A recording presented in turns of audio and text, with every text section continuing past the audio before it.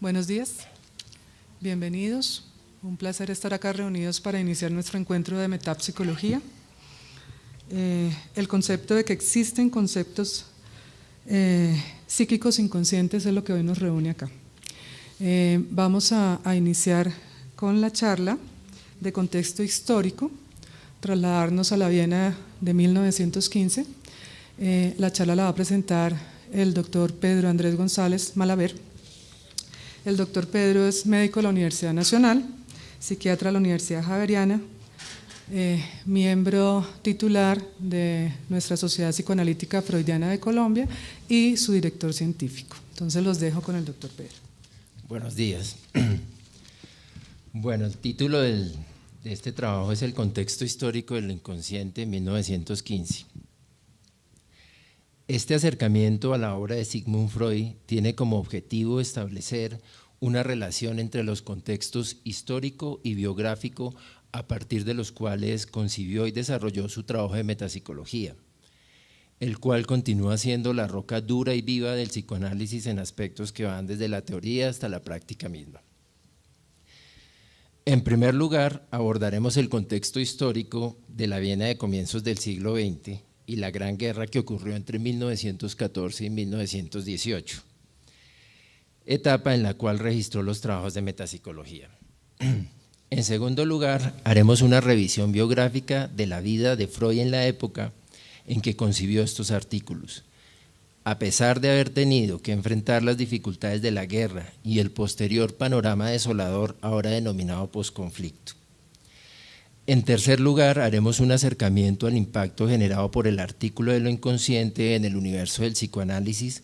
Por lo valioso de su hallazgo, debe ser reconocido como una valiosa veta de conocimiento.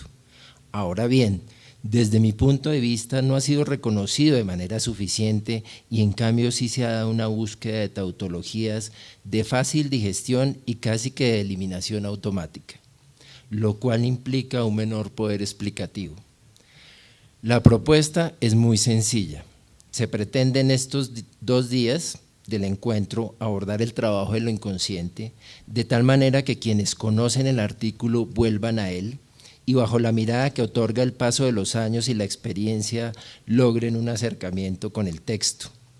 Y aquellos que aún lo desconocen inicien su aproximación a la bibliografía metapsicológica.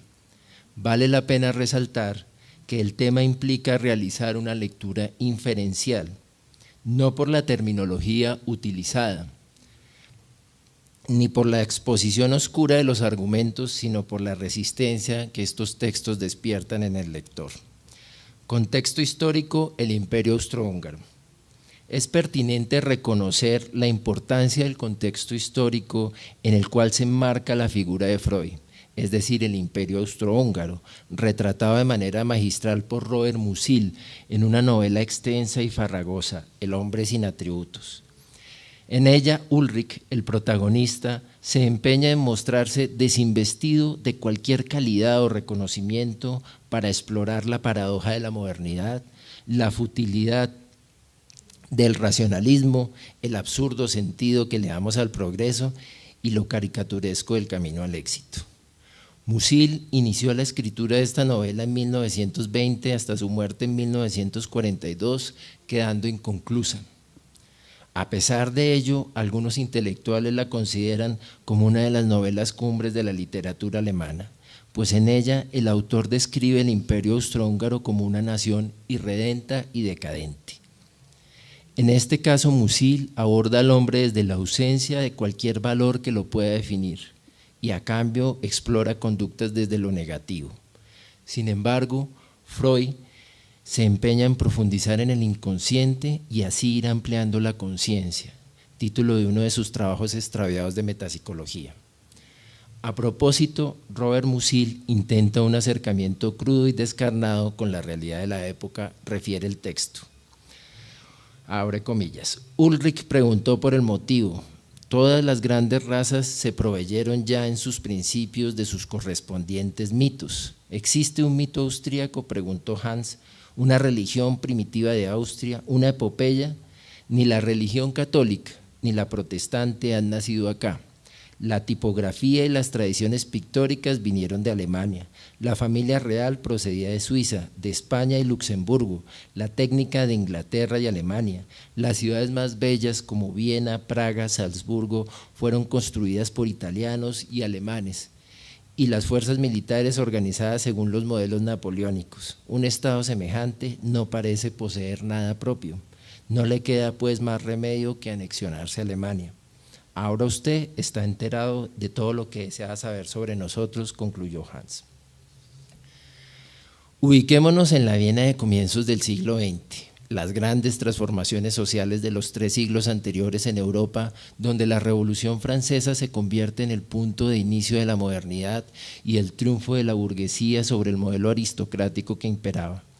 El arribo de la Ilustración, la revolución industrial en Inglaterra, alimentada por la materia prima de sus colonias, la transformación de los burgos en ciudades, la consolidación en el siglo XIX de los estados-nación, las guerras napoleónicas que delimitaron geopolíticamente las relaciones del poder en Europa y posteriormente las 2 guerras mundiales, nos colocan en una Viena dinámica, en algunos aspectos ciudad satélite de Berlín. Una ciudad que a comienzos del siglo XX concentra una población heterogénea de alemanes, italianos, polacos, judíos y que busca reproducir de manera anacrónica el resplandor de las decadentes aristocracias europeas. El Imperio Austrohúngaro existió entre 1867 y 1919.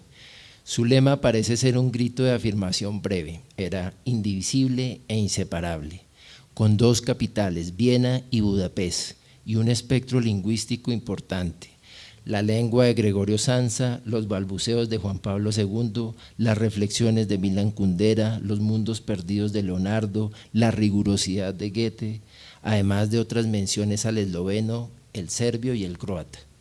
El comandante de este imperio era el emperador perteneciente a la familia Habsburgo, y a su vez le correspondió dirigir el destino de 2 estados, emperador de KK, del alemán Kaiserlich Real y Königlich Imperial, en señal de monarca austríaco como rey y emperador, siendo llamados cacanienses los súbditos de este imperio. Al ser una monarquía, el voto directo solo se instituyó hasta 1907, cuando Freud rondaba los 51 años. La Viena de Freud era junto con Budapest las 2 sedes del Imperio Austrohúngaro. Evidentemente la influencia prusiana en la primera era mucho mayor, el carácter irredento de Austria aún persiste. No hay que olvidar la crisis de los Sudetes de 1938, donde Hitler anexionó Austria.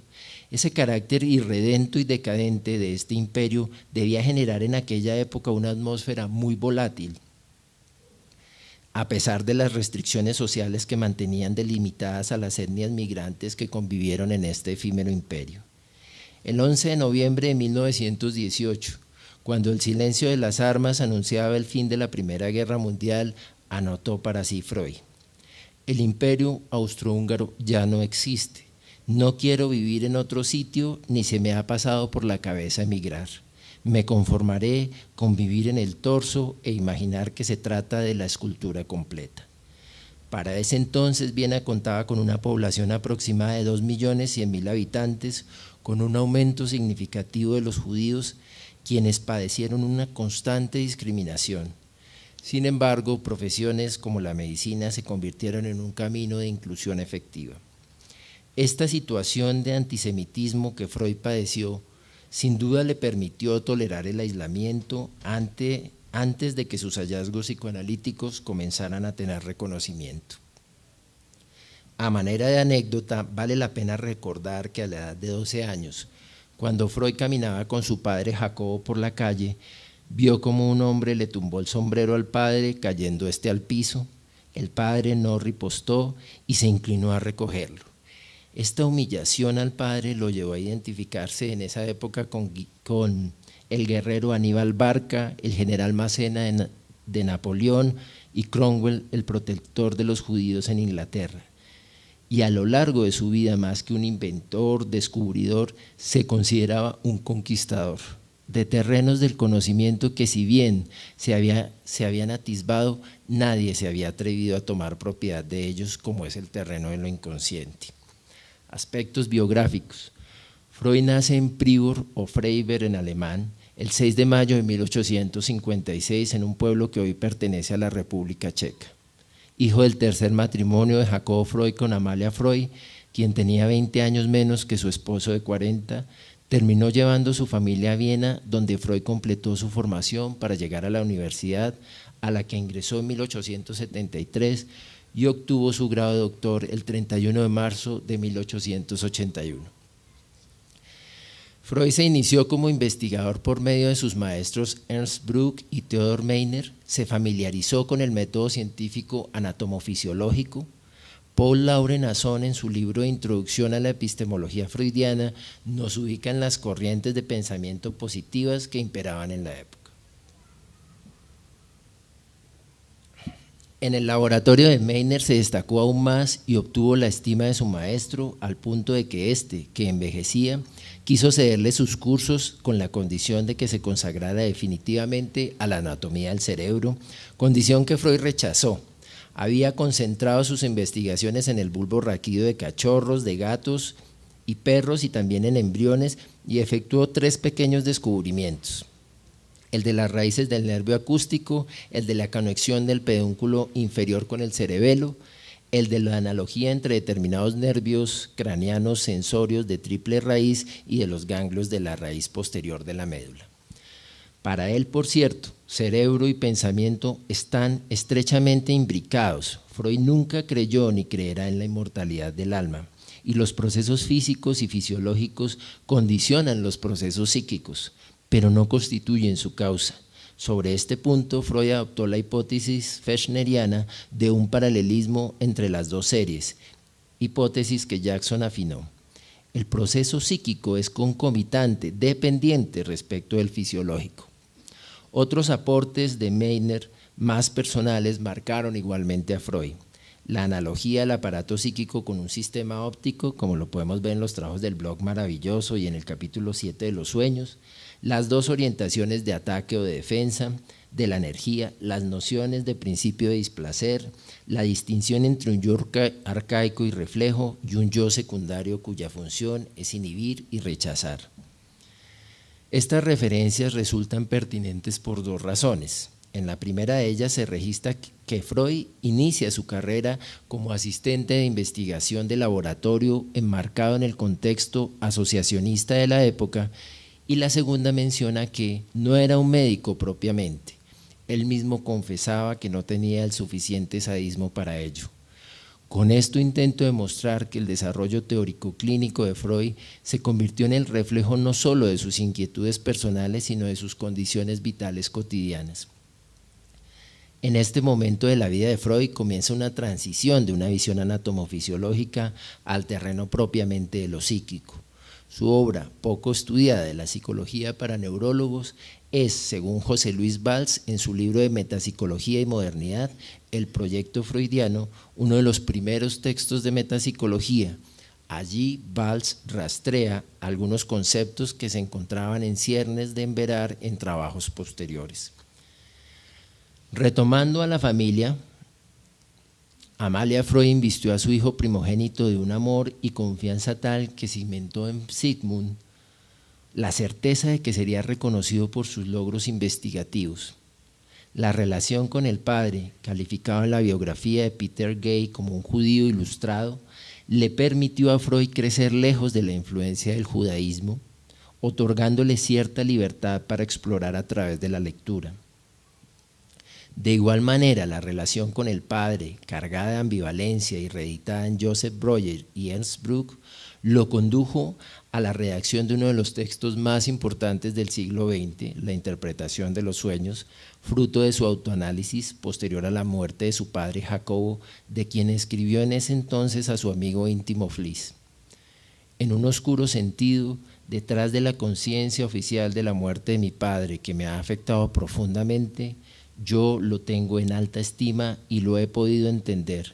Con su peculiar mezcla de profunda sabiduría y fantasía, él ha significado mucho en mi vida. Ha muerto, pero dentro de mí la ocasión de su muerte ha despertado mis tempranos sentimientos. Ahora me siento desarraigado. nos recuerda Jones en su biografía sobre Freud. Entendemos así que, más que la iluminación de un genio, la interpretación de los sueños es el fruto de la comprensión de la emergencia de fuerzas inconscientes desencadenadas por la muerte de su padre, del explorar y asumirse sin temor en sus propios descubrimientos. En carta a Fliess el 3 de diciembre de 1897 le dice: «Desde que estudié el psicoanálisis me volví muy interesante para mí mismo». En carta del 1 de febrero de 1900 le dice a Fliess: «No soy ni un verdadero hombre de ciencia, ni un experimentador, ni un pensador. Solo soy un conquistador, un explorador con toda la curiosidad, la audacia y la tenacidad que caracterizan a este tipo de hombres. Generalmente a esas personas solo se les reconoce un valor si triunfan, si realmente descubren algo, si no, se les margina». De manera paulatina, Freud va saliendo de ese aislamiento donde ha comprobado sus tesis. Es a comienzos del siglo XX, en 1902, cuando logra reunir a un grupo de interesados y así dar inicio a las reuniones de los miércoles en su consultorio, cuyo producto posterior será la Asociación Psicoanalítica de Viena, convirtiéndose en una especie de imán de los intelectuales de la época, curiosos y ávidos de comprender esta nueva ciencia de lo inconsciente. En este punto es importante resaltar que el psicoanálisis, que ha sido acusado de machista, aceptó a mujeres, a hombres y mujeres al mismo tiempo, sin discriminación, para que se formaran como psicoanalistas. Esto ocurre en una época donde la mujer no tiene derecho a participar en política, ni mucho menos a ejercer potestad sobre sus bienes. Cualquier parecido con el régimen talibán o el Estado Islámico no es coincidencia. La Asociación Psicoanalítica Internacional, a través de sus sociedades, se convirtió en un espacio abierto a la inclusión, permitiendo que mujeres de la talla de Lu Andrea Salomé compartieran sus inquietudes intelectual y espiritual con personajes reconocidos, Nietzsche, Rilke y Freud, dejando una amplia obra literaria y psicoanalítica. En relación con el contexto histórico y biográfico del texto que nos convoca hoy, debemos decir que Freud fue ganando paulatinamente reconocimiento con su obra, logrando establecer en Europa y en Estados Unidos una red de colaboradores, colegas, interesados y curiosos que hacían de la discusión del psicoanálisis una tarea llena de vacilaciones.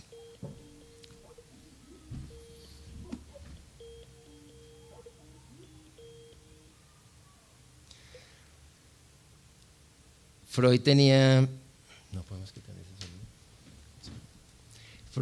que trabajar en su consultorio, estar realizando aclaraciones y trabajos para lograr establecer los límites de lo que se consideraba psicoanálisis y lidiar con las secesiones iniciadas con Adler y Jung, la más dolorosa. De este último esperaba que el psicoanálisis se deslindara del estigma judío que aún se mantiene y más bien fuera rodeado del aura aria que Jung podía dar y del reconocimiento psiquiátrico que la vanguardia que encarnaba Burgosli en Suiza, donde Jung se encontraba trabajando con Bleuler.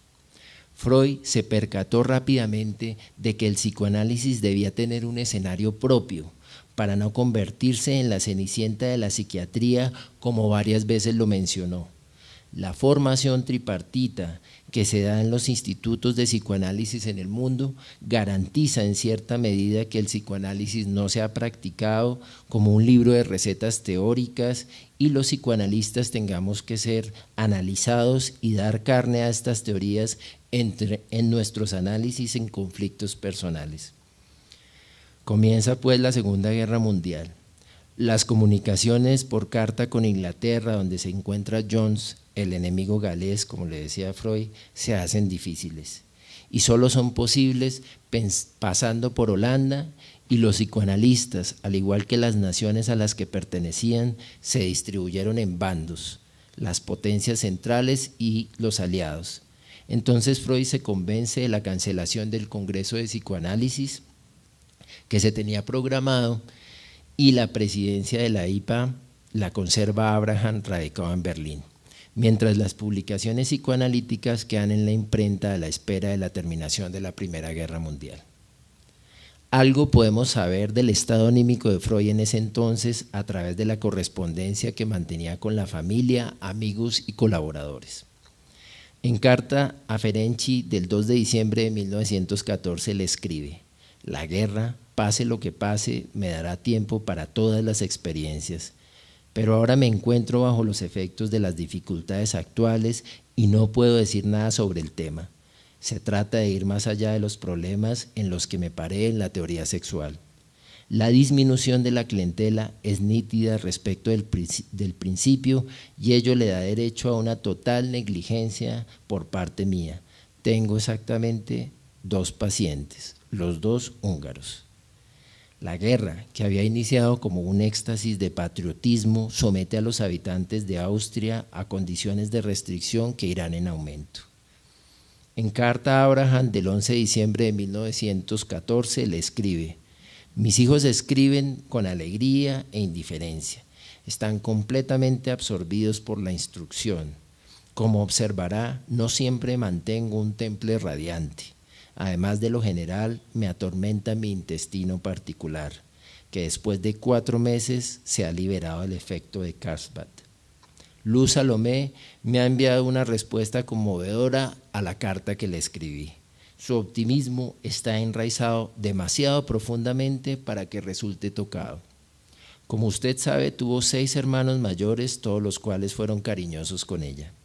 Mi mujer ha regresado sin hacer etapa en Berlín, tenemos una epidemia de gripe en Viena y en la familia. Ante las restricciones de alimentación con tarjetas de racionamiento, algunos de sus colaboradores logran hacerle llegar encomiendas de comida para aliviar la frustrante situación. A uno de sus 2 hijos alistados en el ejército, Martin Freud, el 20 de diciembre de 1914 le escribe, estos son apartes de la carta: aún me parece que consideras la guerra como una especie de expedición deportiva. Después le dice: hazme saber el monto de la suma de dinero que quisieras tener para el mes de enero. Y finaliza: la Navidad será lúgubre y triste. Aquí, como en todas partes, la Navidad será triste y lúgubre para nosotros. Te envío mis votos calurosos y espero tus noticias, tu padre.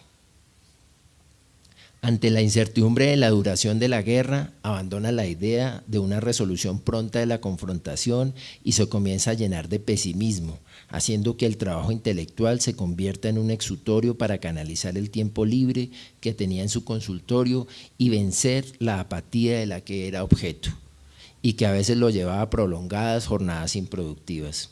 A Abraham, el 21 de diciembre de 1914, le escribe: lo único que marcha satisfactoriamente es mi trabajo, que, de hecho, de una pausa en otra, está llegando a novedosas y conclusiones respetables. No hace mucho encontré una característica de ambos sistemas, el consciente CS y el inconsciente X, que los hace a ambos casi comprensibles y mediante cuya ayuda la relación de la demencia precoz con la realidad encuentra, a mi juicio, una solución sencilla. Todos los investimentos de cosas constituyen el sistema X. El sistema CS corresponde a la vinculación de esas representaciones inconscientes con las representaciones de las palabras que traen consigo la posibilidad de hacerse conscientes. En las neurosis transferenciales, la represión consiste en la sustracción de la libido del sistema CS, es decir, en la disociación de las representaciones de las cosas y las representaciones de las palabras. En las neurosis narcisistas, la represión consiste en despojar de líbido a las representaciones inconscientes de cosas, lo cual, naturalmente, es una perturbación más profunda.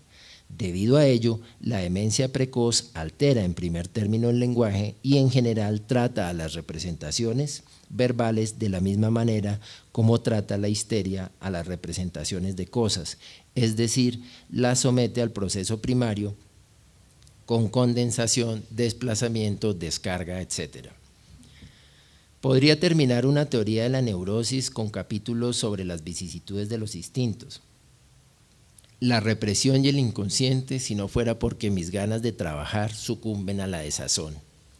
A Jones, el 25 de diciembre de 1914, le escribe: estoy empeñado ahora en reunir en una especie de síntesis todo lo que aún puedo dar a nuestra ciencia y ya he obtenido una buena cosecha de cosas nuevas. Al respecto señala el recopilador de la correspondencia de Freud en Librería Nueva Nicolás Caparrós. No deja de ser curioso que la metapsicología se escriba en este contexto depresivo, diríase que en cierto modo a manera de testamento. Al mismo tiempo, las dolencias intestinales reemplazan a las crisis cardíacas de la época de Fliess, tan productiva también. En meses posteriores se observa de mejor talante y enfrentando el conflicto con las herramientas que cuenta, su tenaz persistencia y su agudeza intelectual. A Ferenczi, el 8 de abril de 1915, le escribe: es verosímil que mi productividad tenga que ver con la estupenda mejora del funcionamiento de mis intestinos.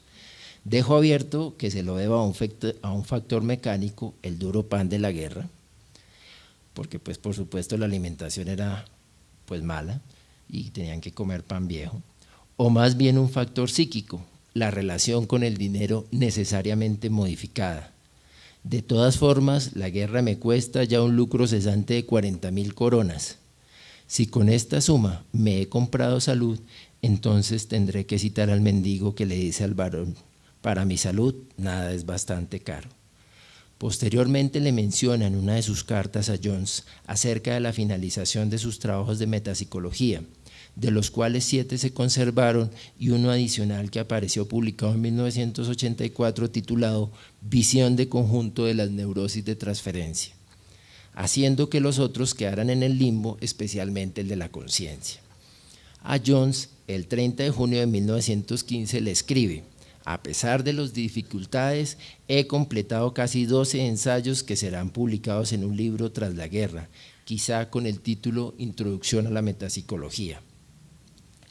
Como podemos observar en este breve recorrido, el ánimo de Freud se encontraba bastante estropeado por sus conflictos personales al ver que la naciente ciencia del psicoanálisis se truncaba su desarrollo causado por la guerra, el riesgo de que se disolviera la IPA, la posibilidad de que muriera sin haber logrado consolidar algunos de sus hallazgos, lo llevaron a pensar en dejar una síntesis de lo desarrollado hasta el momento a manera de legado. Pero la guerra termina y Freud sobrevivirá a ella, y en los siguientes años de su vida hasta su muerte en Londres en 1939 tendrá que luchar contra el cáncer que le carcomía el techo del paladar, las muertes de su hermano e hija, de amigos como Abraham, lo llevan a una situación de pesimismo exacerbado de la que algunos pensamos lo influenció para llevarlo a la formulación de la pulsión de muerte. Volviendo al artículo de lo inconsciente, según nos refiere Strachey, fue escrito en 3 semanas, entre el 4 y el 23 de abril de 1915. Las secciones que vamos a trabajar en este encuentro fueron hechas hasta 1924. Freud intenta con el concepto de metapsicología convertir la metafísica en carne y hueso. Nos dice que la metapsicología es en definitiva la única antorcha en la oscuridad de la psicología de las profundidades. Previamente en el artículo de 1912, Notas sobre el concepto de lo inconsciente en psicoanálisis, nos define el punto de vista descriptivo, dinámico y sistémico. En este artículo adiciona el económico. Las secciones en que está dividido el artículo ilustran la necesidad de un abordaje de los procesos anímicos más allá de la conciencia, en donde el concepto de la pulsión y de las vicisitudes de esta es fundamental para explicar el funcionamiento del aparato psíquico, viendo en él el papel estructurador de la represión y de la sexualidad infantil.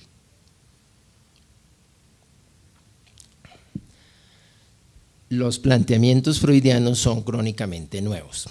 ¿Por qué insistir sobre el artículo de lo inconsciente existiendo tantos trabajos teóricos postfreudianos y tanta tendencia a la pseudo-innovación en el mundo psicoanalítico? A Freud le ha sucedido lo que a los llamados clásicos. Un clásico, al decir de algunos, es la obra citada de manera recurrente, pero que no se lee en la misma proporción. Un clásico, entendido de otra manera, como una pieza del conocimiento del hombre que logra ubicuidad en las diferentes épocas y reclama una lectura a cada generación, pues siempre aporta respuestas a las preguntas del momento. Azón al respecto nos dice: es preciso entrar en estos detalles, ya que ser freudiano es precisamente intervenir en esa coyuntura de resistencia a las pseudo-innovaciones, no para defender cierto clasicismo de la doctrina original, sino porque también allí, de manera decidida, al ceder a las palabras por medio del neologismo, se inventan cosas falsamente nuevas. No será indefinible el hecho de hacerlo un pequeño imperio si, a partir de esas sensacionales invenciones de palabras, no se pretendiera haber refutado a Freud.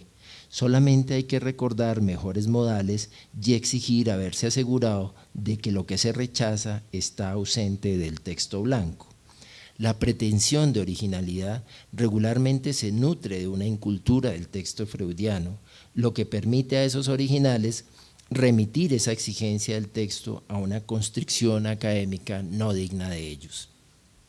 Después de esta reflexión, aquellos que vemos en la obra de Freud un clásico, siempre dispuesto como un amigo generoso a ser escrutado, podemos afirmar que leer a Freud no es nunca releerlo solamente, porque es verse sorprendido por algo que después de innumerables lecturas no se había leído bien, o por un detalle, un efecto de estilo del cual uno no se había percatado. Texto que dice siempre más de lo que se había entendido la primera vez. Y habrá reproches por volver a leer sin cesar a este autor en lugar de pasar a otra cosa. Las preguntas de por qué Freud ahora, por qué trabajar sobre un artículo de hace 100 años, cuando algunos consideran que los artículos de última generación revelan de una manera objetiva preguntas que se repiten sin cesar y no encuentran una respuesta concreta o taxativa. Se venden como pan caliente, con mucha levadura y poca harina que calman la tensión del momento, pero no nutren ni estimulan la curiosidad, ni nos ayudan a tolerar la incertidumbre, ni nos alientan a continuar la búsqueda.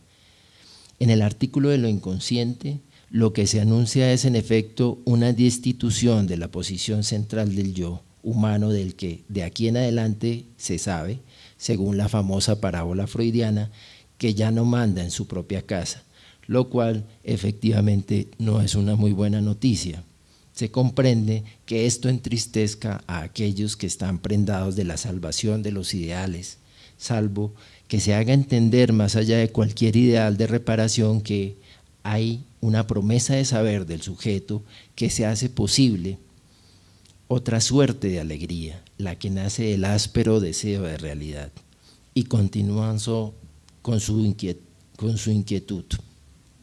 Este hombre, es necesario recordarlo, nos ha enseñado igualmente que el amor propio es el obstáculo más pérfido para el desarrollo de la ciencia, y que el yo consciente cede con demasiada facilidad a la ilusión de creerse amo en su casa. Así las cosas, se puede concluir que Freud se lee menos de lo que se cita, y es por ello que estamos reunidos con la intención de volver sobre el artículo de lo inconsciente y de esta manera ratificarnos en la idea de que los planteamientos freudianos son crónicamente nuevos. Gracias.